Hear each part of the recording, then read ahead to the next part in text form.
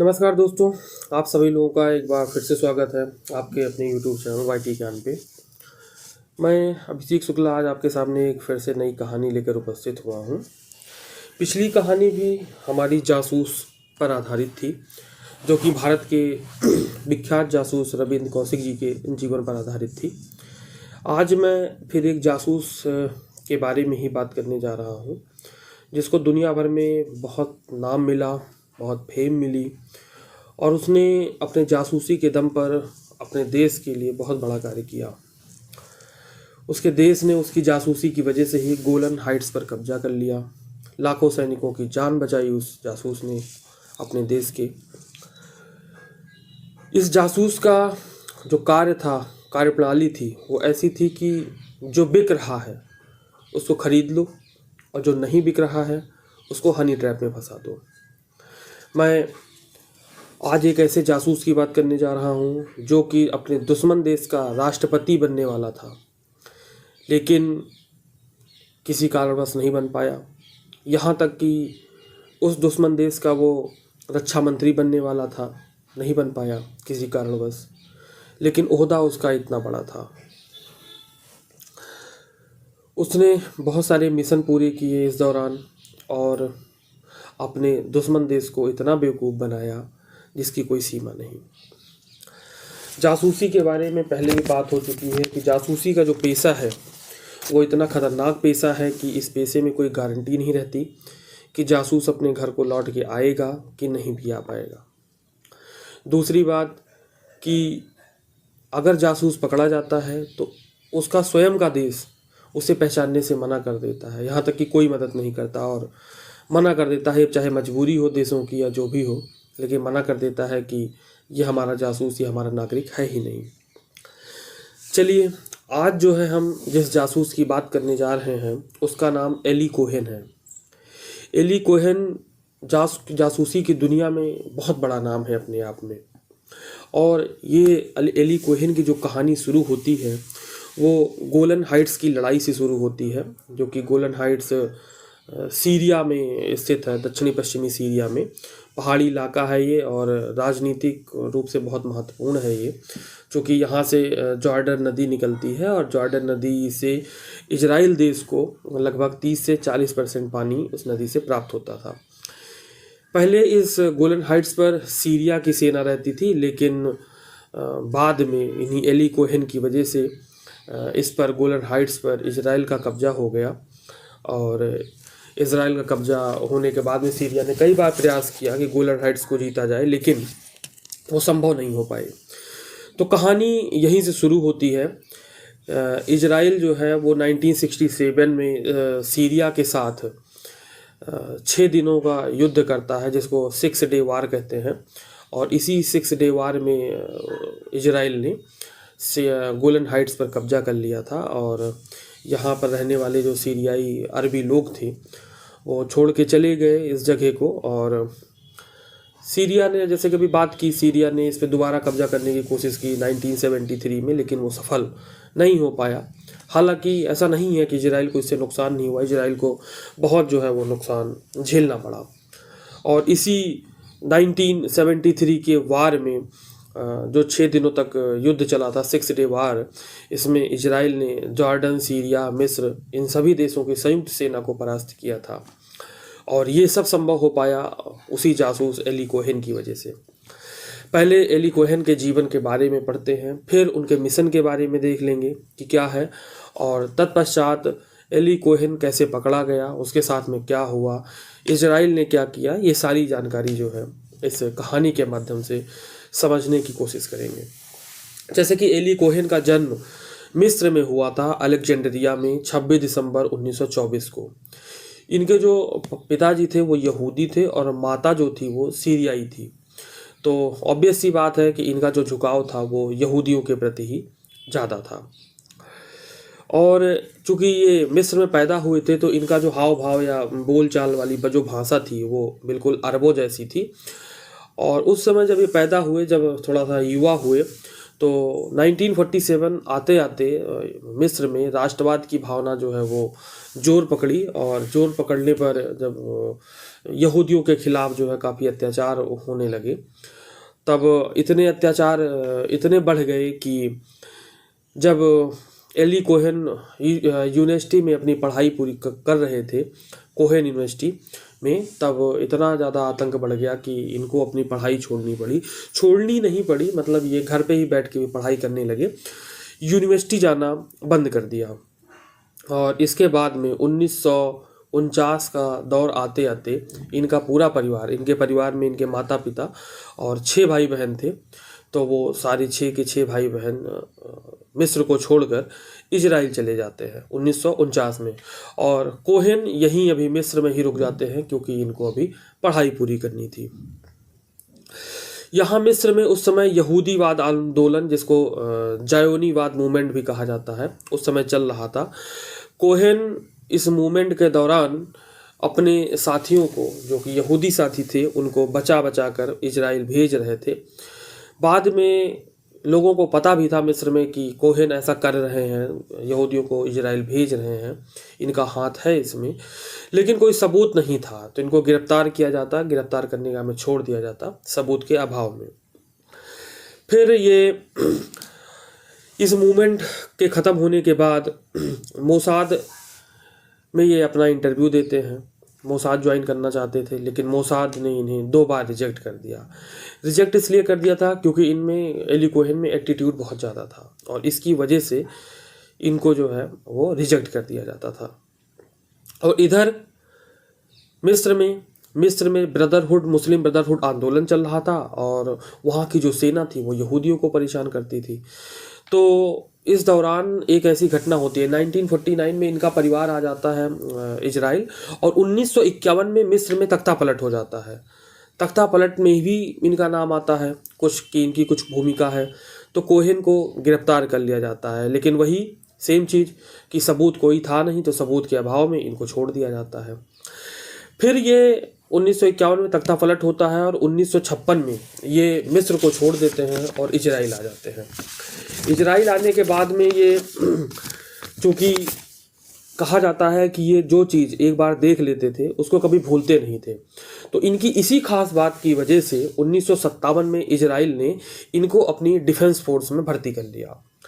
ये defence force में military intelligence का काम करते थे, और काम करने के साथ साथ ही, जैसे कि पहली इच्छा 2 बार मोसाद में इंटरव्यू दे ही चुके थे लेकिन रिजेक्ट हो गए थे, तो ये मोसाद में जाना चाहते थे। इन्होंने एक बार अपनी इच्छा और जाहिर की मोसाद में जाने की, लेकिन वही एटीट्यूड था खुद के अंदर, तो इस वजह से इनको एक्सेप्ट नहीं किया मोसाद ने एक्सेप्ट नहीं किया, तो इन्होंने गुस्से में मिलिट्री काउंटर इंटेलिजेंस के पद से इस्तीफा दे दिया, छोड़ दिया। अब सेना की नौकरी छोड़ने के बाद में ऐसा लगने लगा था कि एली कोहेन अब कुछ नहीं कर पाएंगे, इनकी कहानी यहीं ख़त्म हो गई, लेकिन ऐसा नहीं था। एली कोहेन को अभी कुछ ऐतिहासिक कार्य करना था, और इसकी जो कहानी थी, पृष्ठभूमि थी, कहानी थी, उसकी जो बैकग्राउंड था वो तैयार हो रहा था पीछे पीछे, जिसके बारे में दुनिया बेखबर थी। बात उस समय की है जब मोसाद के डायरेक्टर हुआ करते थे जनरल मीर आमिद। तो जनरल मीर आमिद को एक ऐसे व्यक्ति की तलाश थी जो सीरिया जाए, और सीरिया में जाकर जो है अपनी एक्टिविटी से, अपनी गतिविधि से वहाँ की खबरें निकाल सके। तो ऐसे ढूंढते ढूंढते मीर आमिद की नज़र रिजेक्टेड कैंडिडेट्स पे पड़ी, जो कि मोसाद में अप्लाई कर चुके थे और रिजेक्ट हो गए थे। तो उन रिजेक्टेड कैंडिडेट्स पर उनकी नज़र पड़ी, तो उसमें से उन्होंने अली कोहेन का प्रोफाइल निकाला, और अली कोहेन का प्रोफाइल उनको इतना पसंद आया कि उन्होंने अली कोहेन को इंटरव्यू के लिए फिर से बुलाया। अली कोहेन इंटरव्यू के लिए आते हैं, और इधर जनरल मीर आमिद के सामने इंटरव्यू देते हैं, पसंद आते हैं, और अंत में एली कोहेन का सपना पूरा हो जाता है मोसाद में जाने का, और उनकी एंट्री मोसाद में हो जाती है। यह दौर था 1960 का। 1960 के दौर में 19 या यूँ कह लीजिए कि सन 1960 में अली कोहेन मोसाद में भर्ती हो गए। इनको 6 महीने की ट्रेनिंग दी जाती है, 6 महीने की ट्रेनिंग पूरी करते हैं। इसके पश्चात इनको एक नई पहचान मिलती है, और उनको अब सीरिया जाने को कहा जाता है। इसी दौरान इनको कुरान भी सिखाया जाता है कि क्योंकि सीरिया में जाएंगे तो मुस्लिम धर्म है, तो मुस्लिम धर्म के बारे में पता होना चाहिए, तो कुरान भी सिखाया जाता है। और चूँकि ये पहले से ही मिस्र में रहते थे तो अरबी वगैरह बोलना और ये सारी चीज़ें जो है उनको आती थी, फिर भी ट्रेनिंग दी गई और इनको वहाँ की बोलचाल भी सिखाई गई। अब एली कोहेन की एंट्री करानी थी सीरिया में, तो एली कोहेन को पहले जो एंट्री कराई गई वो सीरिया में एक बिजनेसमैन के तौर पर कराई गई। और ये ऐसा बताया गया कि ये अर्जेंटीना में पहले अपना बिजनेस करते थे और बिजनेस करने के बाद में ये अपने देश को लौट रहे हैं, और इस वजह से ये पकड़े ना जाएं, तो पकड़े ना जाएं इस वजह से इनको अर्जेंटीना में पहले ब्यूनस आयर्स में रखा गया। अर्जेंटीना की राजधानी है। ब्यूनस आयर्स में 1961 में भेजा गया और भेजने के बाद में वो वहाँ पर 1 साल रहे ब्यूनस आयर्स में और वहीं पर अपना बिजनेस किया, एक बिजनेसमैन के रूप में अपनी छवि बनाई। जब ये लौट कर आए, या यूँ कह लीजिए कि ब्यूनस आयर्स में ही ये मतलब दिखाने के लिए तो इतने बड़े बिजनेसमैन बन के गए कि अपने घर पे पार्टियां करते रहते थे, और पार्टियों में जो है वो बहुत सारे बड़े बड़े लोग वहाँ के आते थे, ब्यूनस आयर्स में भी के और सीरिया के भी, जिसमें से बड़े बड़े मंत्री होते थे, डिप्लोमेट्स वगैरह होते थे, और ये उन्हीं से मिलकर अपनी जान पहचान बढ़ाया करते थे, उनको महंगे महंगे तोहफे दिया करते थे। इस काम में अली कोहेन ने इजराइल का खूब पैसा लगाया, और उस पैसे का जो है वो ऐसा नहीं है कि कुछ रिजल्ट नहीं निकला, रिजल्ट भी इन्होंने दिया। जो लोग पैसे से बिक जाते थे उनको पैसे से खरीद लेते थे वो, और जो पैसे से नहीं बिकते थे उनको हनी ट्रैप के जाल में फंसा देते थे एली कोहेन। लेकिन कुल मिला के किसी तरीके से कंट्रोल करना होता था एली कोहेन के, और वो इस काम को बखूबी निभा रहे थे ब्यूनस आयर्स में। अब अर्जेंटीना में ये रह ही रहे थे, और वहाँ पर जो है एक बार इनकी मुलाकात हुई सीरिया दूतावास के में काम करने वाले एक व्यक्ति से, जिनका नाम रहता है अमान अल हाफिज। अमान अल हाफिज ये वही शख्स हैं जो कि 1961 की बात हो रही है, ये 61 में वो गए थे ब्यूनस आयर्स, और 63 में अमान अल हाफिज सीरिया के राष्ट्रपति बनते हैं। और मुलाकात इनकी ब्यूनस आयर्स में हो ही गई थी एली कोहेन जी की। तो इन्होंने इतने अच्छे संबंध बना लिए कि बिल्कुल ये जो हाफिज जी हैं, अमान अल हाफिज, ये अली कोहेन को अपना बिल्कुल सगा मानने लगे। जब ये राष्ट्रपति बने अल हाफिज जी, तो इन्होंने रक्षा मंत्री का पद देने के लिए जो है वो सीरिया के जब राष्ट्रपति बने तो इन्होंने कहा कि रक्षा मंत्री का जो पद है इसके काबिल एक ही व्यक्ति है, वो है अली कोहेन। और उन्होंने रक्षा मंत्री के पद के लिए जो है अली कोहेन का नाम सुझाया, हालांकि संभव नहीं हो पाया। और इन्होंने अपने एक भाषण में ये भी कहा था कि मेरे बाद में अगर कोई राष्ट्रपति के पद के योग्य है सीरिया में तो वो अली कोहेन जी ही हैं। यहाँ तक बात हो गई। और अली कोहेन जी अगर पकड़े नहीं जाते तो ये बात तय थी कि आज का इतिहास अलग होता। अली कोहेन जी वो सीरिया के राष्ट्रपति बनते और आज सीरिया ना होकर इजराइल हो गया होता, लेकिन पकड़े गए अंततः। अब वो वहाँ लौट के आते हैं, ब्यूनस आयर्स से सीरिया में रहते हैं। सीरिया में एक आलीशान मकान बनाते हैं, और आलीशान मकान चूँकि दिखाना था कि बड़े बिजनेसमैन हैं और इजराइल फंडिंग कर ही रहा था, तो बड़े मकान में रहते थे। और पूरे मकान में ट्रांसमिशन की जो केबलें हैं वो बिछी रहती थी पूरे मकान में, क्योंकि उन्हीं ट्रांसमिशन केबल से जो है के माध्यम से एली कोहेन इजराइल को सूचना दिया करते थे। और कहते हैं कि एली कोहेन अपने साथ हमेशा साइनाइड की बोतल लिया घूमा करते थे कि अगर कभी भी स्थिति बुरी हुई तो वो साइनाइड पी लेंगे और इस शरीर से छुटकारा पा जाएंगे, उनको दर्द नहीं झेलना पड़ेगा। 1961 से लेकर 1965 तक एली कोहेन ने सीरिया में अपना कद दिन प्रतिदिन खूब बढ़ाया। अब दौर आता है गोलन हाइट्स का जो मामला था, जिसकी वजह से इजराइल ने गोलन हाइट्स जीता। उसमें इनकी भूमिका क्या थी, इन्होंने क्या काम किया? तो सब यहाँ से शुरू होती है कहानी कि सीरिया ने पहले गोलन हाइट्स सीरिया के कब्जे में था, आज हालांकि इजराइल के कब्जे में है। तो गोलन हाइट्स को लेकर सीरिया ये फैसला करती है कि वो कुछ ऐसा करें जिससे जो पानी है जॉर्डन नदी का, वो पानी इजराइल को ना मिल पाए, मतलब पानी की जो सप्लाई है वो बंद कर दें। और पानी को डाइवर्ट करने की उन्होंने योजना बनाई। अब ये बात एली कोहेन को पता लगी। एली कोहेन ने ये सूचना इजराइल को दी और ये भी जो है सूचना जो है मतलब सारी दी, और यहाँ तक कि ये सारी सूचना दे दी कि वो करने वाला मतलब सीरिया करने वाला क्या है, जैसे उसके सैन्य ठिकानों की जानकारी, फाइनेंशियल सारी एक्टिविटी, और छिटपुट युद्ध करने वाला है, कहाँ पे हथियारों का जखीरा रखा है, ये सब जो है वो सारी जानकारी उन्होंने दे दी। अब इधर एली कोहेन का सीरिया में दबदबा था ही, तो इन्होंने एक काम और किया। काम ये किया कि सीरियाई एडमिनिस्ट्रेशन को, प्रशासन को ये सुझाव दिया कि गोलन हाइट्स में जहाँ पे सीरियाई सैनिक हैं वहाँ पर यूकेलिप्टस के पेड़ लगाए जाएं, ताकि वहाँ का जो वातावरण है, मौसम है, उसको जो है अच्छा किया जा सके और सैनिकों को जो है उसमें सहूलियत मिल सके। अब सीरियाई सेना के जो कमांडर थे वो इनके अच्छे दोस्त ही हुआ ही करते थे एली कोहेन के, तो उन्होंने ये बात मान ली और इनको गोलन हाइट्स, एली कोहेन को गोलन हाइट्स ले गए वहाँ का टूर कराने के लिए। और एली कोहेन ने कहा कि ये जो पेड़ लगाने का, यूकेलिप्टस का पेड़ है, वो लगाने का जो खर्चा आएगा वो पूरा हमारा होगा, वो हम जो है फाइनेंस करेंगे। पार्ट डील तय हो गई। अब आई पेड़ लगाने की बारी। तो पेड़ जो है एली कोहेन ने एक पेड़ों का एक मैप तैयार कराया। पेड़ लगाया और इस तरह लगाया कि वो एक मैप बन जाए, मैप की शक्ल में आए, दिखे।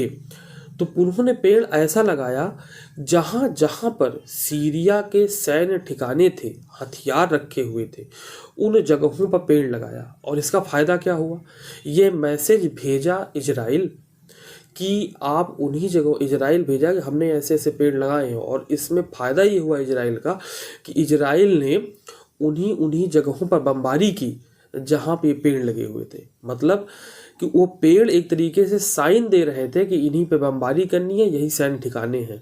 और इस तरीके से 6 दिनों में ही इजराइल ने गोलन हाइट्स पर कब्जा कर लिया और सीरिया को मुँह की खानी पड़ी। अब 1964 में एली कोहेन अपने परिवार से मिलने इजराइल जाते हैं।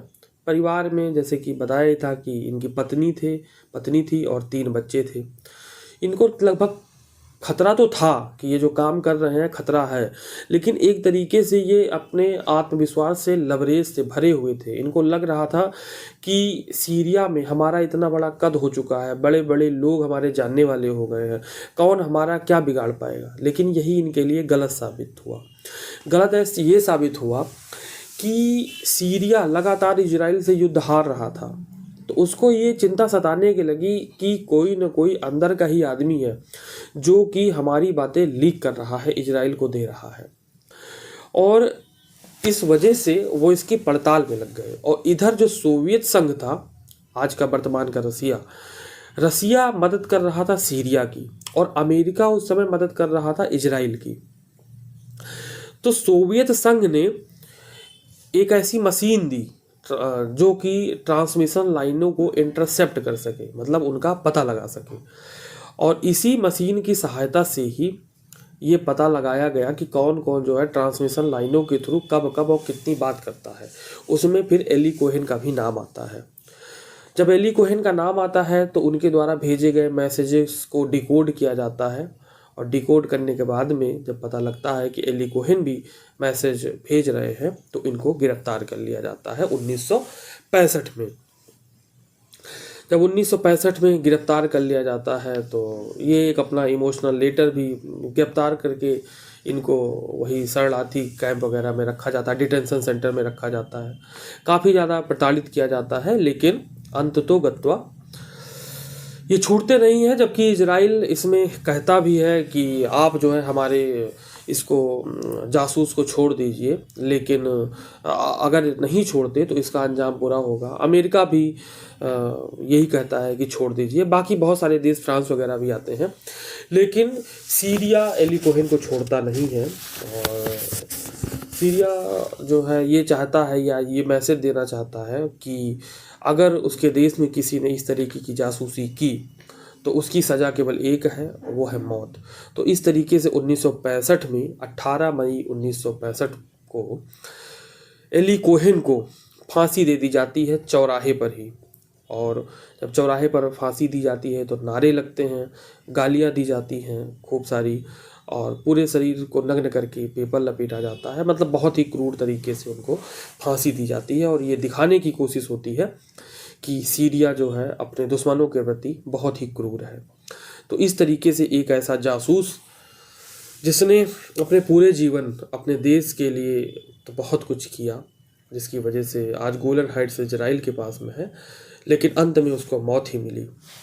तो अपने देश के लिए जान गंवाने वाले ऐसे बहुत सारे लोग हैं जिनके बारे में मैं समय समय पर आपसे चर्चा करता रहूँगा। उम्मीद है कि आपको ये कहानी पसंद आई होगी।